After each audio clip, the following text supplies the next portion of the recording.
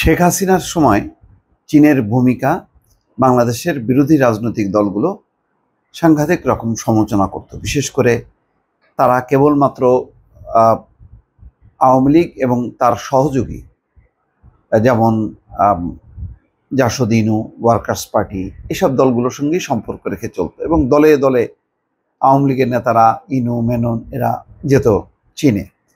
একবারও তারা বিএনপি, জামাত বা অন্য কোনো দলকে, বিরোধী কোনো দলের সাথে সম্পর্ক রাখতো না, দেখা করতো না, ইনভাইট করতো না। এবং তাদের যেই নীতি ছিল, আওয়ামী লীগ যেভাবেই নির্বাচন করুক না কেন এই ব্যাপারে তাদের কোনো বক্তব্য নেই।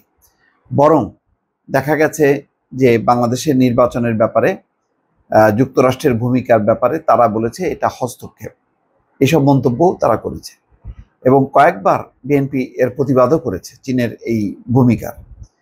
এখন একেবারে রিভার্স, উল্টা। এখন বিএনপি সহ যতগুলো বিরোধী দল আছে সবার সাথে, এমনকি ছাত্র আন্দোলনের ছাত্র নেতারা, তাদের সাথেও সম্পর্ক। তা জানি না এখন যদি আওয়ামী এবং তার ঘরানার যারা যদি কখনো রাজনীতি করতে পারে এই আমলে, তখন কি তারা সম্পর্ক রাখবে, নাকি যখন যেমন তখন তেমন, এটা পরিষ্কার না। কিন্তু মির্জা ফখরুল ইসলাম আলমগীর বলছেন যে চীন তার ভুল বুঝতে পেরেছে, তার নীতি এখন পরিবর্তন হয়েছে।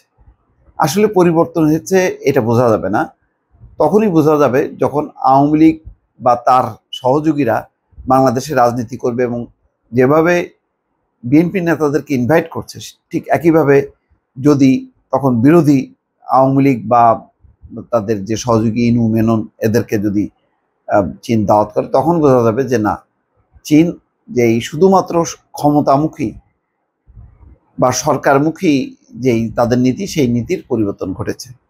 যদিও বলছেন, মির্জা ফখরুল বলছেন যে না, তাদের এই অবস্থান পরিবর্তন হয়েছে। কি বলছেন? ঠাকুরগাঁয়ে, তিনি এখন ঠাকুরগাঁয়ে আছেন। ঠাকুরবাড়ি শহরের কালীবাড়ি এলাকায় তার বাসভবনে দলের নেতা কর্মীদের সঙ্গে ঈদ শুভেচ্ছা বিনিময় আগে সাংবাদিকদের সঙ্গে আলাপ করেন। তিনি বলছেন, চীন সফর নিঃসন্দেহে বর্তমান অন্তর্বর্তী সরকারের বড় সফলতা। কারণ এর আগে আওয়ামী লীগ সরকারের সময় একতরফাভাবে চীনের সঙ্গে একটা দলের সম্পর্ক গড়ে উঠেছিল। একটা দল না, মানে আওয়ামী এবং তার সহযোগী, এটা বলা যায়। কিন্তু সরকার পরিবর্তনের সঙ্গে সঙ্গে চীন তাদের চিন্তাভাবনা পরিবর্তন করেছে। তারা এখন সব রাজনৈতিক দলগুলোর সঙ্গে কথাবার্তা বলছে। চীন যেহেতু একটি সমৃদ্ধশালী দেশ, অর্থনৈতিক দিক থেকে চীন যুক্তরাষ্ট্রের পরে অবস্থান করছে, সেক্ষেত্রে বাংলাদেশে বিনিয়োগ অনেক বেশি বৃদ্ধি হতে পারে। তারা আগামী দিনগুলোয় বাংলাদেশে বিনিয়োগ এবং উন্নয়নে কমিটিও করেছে।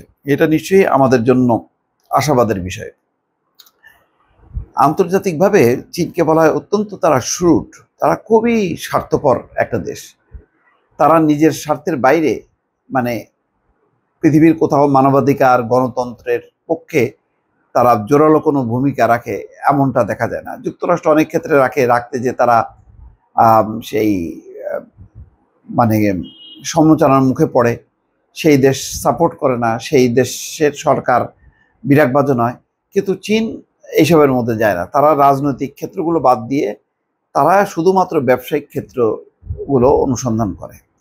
এখন মির্জা ফখরুল ইসলাম আলমগীর যেমনটা বলছেন, এটা এখন পরিষ্কার না, এখনও পরিষ্কার হবে না। এই কারণে এখন যারা বাংলাদেশে রাজনীতি করছে তারা সবাই একটা পক্ষ এই অর্থে যে তারা সবাই শেখ হাসিনার বিরুদ্ধে আন্দোলন করেছে এবং শেখ হাসিনাকে ক্ষমতাচ্যুত করেছে। গণ অভ্যুত্থানের মুখে শেখ হাসিনা দিল্লিতে পালিয়ে গেছে। পালিয়ে যাওয়ার পর আওয়ামী লীগ, জাতীয় পার্টি বলি বা তাদের এখন অস্তিত্ব এখন বিলীন হবার পথে। তো এখন রাখছে মানে বিএনপি সহ অন্যান্য দল, তো যাদের সাথে রাখছে, তো এরা তো জানে চীন যে এরাই আগামীতে ক্ষমতায় আসবে। ফলে এখনো পরিষ্কার না। আমার কাছে মনে হয় যে চীনকে বোঝার জন্য আরেকটু সময় অপেক্ষা করতে হবে। ভালো থাকবেন। আল্লাহ হাফেজ।